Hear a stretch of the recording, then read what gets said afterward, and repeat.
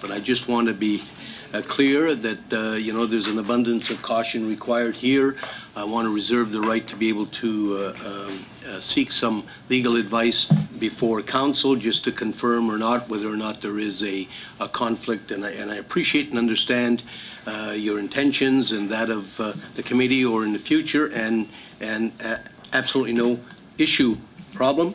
But I want to make sure. So I'll step aside from the chair today, and Councillor Hubert, and I will not obviously participate. I won't even be here, but all right. So thank you very much, and the chair is yielded to the vice chair. I appreciate the mayor and his family are going through a distressing time, and I don't take any pleasure in raising this issue. It is a troubling time for councillors as well.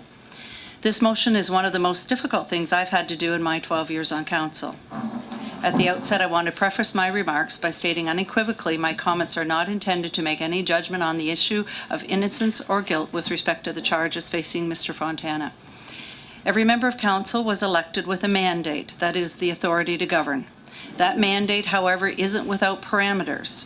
In carrying out our obligations, we must exercise a fiduciary responsibility to those we serve. Fides is Latin for faith, fiducia, trust.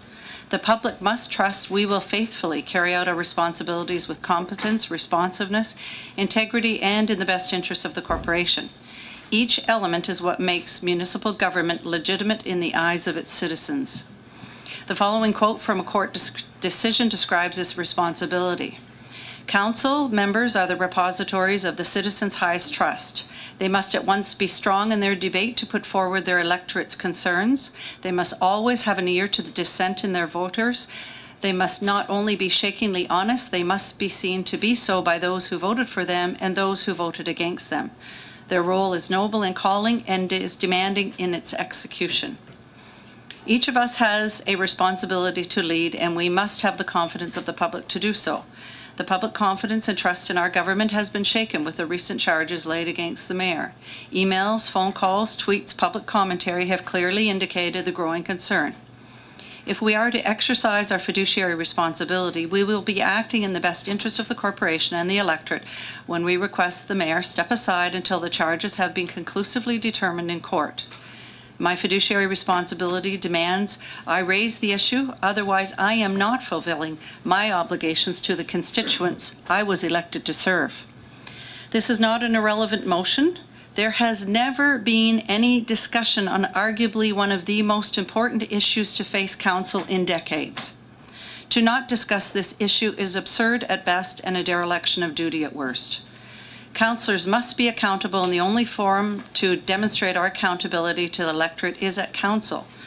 Regardless of the mayor's willingness to step aside, regardless of whether or not there is the force of law or bylaw to make him do so, and regardless of the effectiveness of moral suasion on the mayor, the public must see council act in their best interest.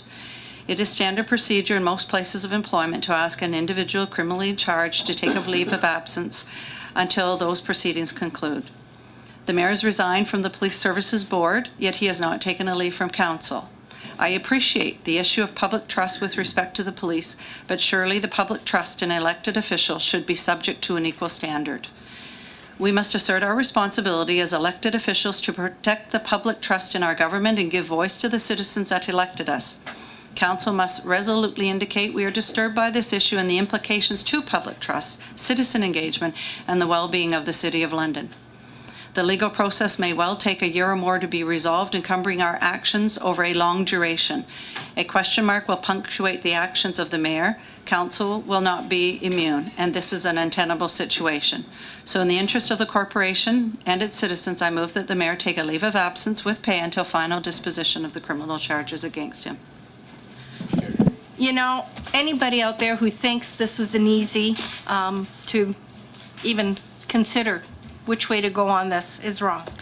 It's it's not been easy by any means. I've listened to my constituents for many hours, and I mean hours.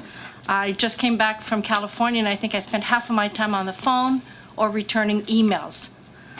I'm not saying that the mayor is guilty, and I'm certainly not saying that he's not guilty. It's not my job. That's not what I was elected to do.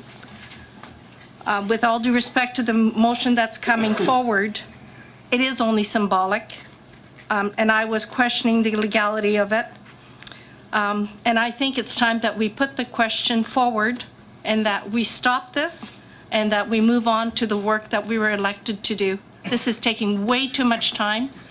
It's fueled by the media, and I think once we get this vote over and done with, hopefully we can get back to the work we were supposed to do. We have important work coming forward, the budget, but only because I'm questioning the legality of this, I will not be supporting the motion.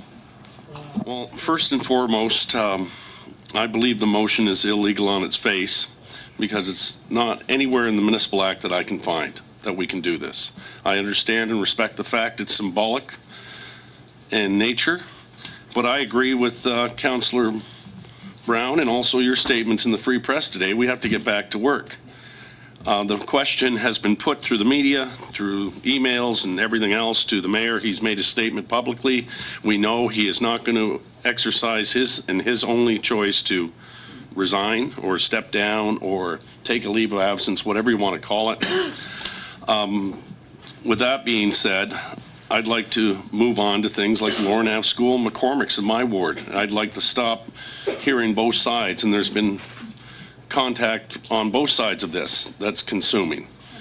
And you know, I want to be fair to the mayor in his current situation. I will point out now, my understanding is the major issue, the issue pertaining to deciding by the RCMP if they're going to charge or not is past us. The individual's made his decision. It's in the court system. We've seen with Mayor Ford, if you give the court system time, it comes out to a resolution of the issue that's fair and balanced with representation. And I really believe that it's time that we move on and get back to work. I've said as much as I'm wanting to say about this matter over the last weeks, other than we have been back to work. We haven't stopped working all through this incident. What's happened is it's been way more difficult to work because there's all this interference, and the public has raised concerns, and we all have gotten the emails and calls from people. So I don't want people to think that we have stopped working because this happened. It's just made it more difficult to get the work done that we have to do. So we will continue to work as we always do because that's what we're elected to do. And I will be supporting the motion because I want to be on the public record as having had an opportunity to do that. And so I thank Joni for bringing the motion forward. Thank you for your statements and your perspective. I'm going to call the question. All in favor? Any opposed? One opposed, so it carries 3-1. Thank you very much.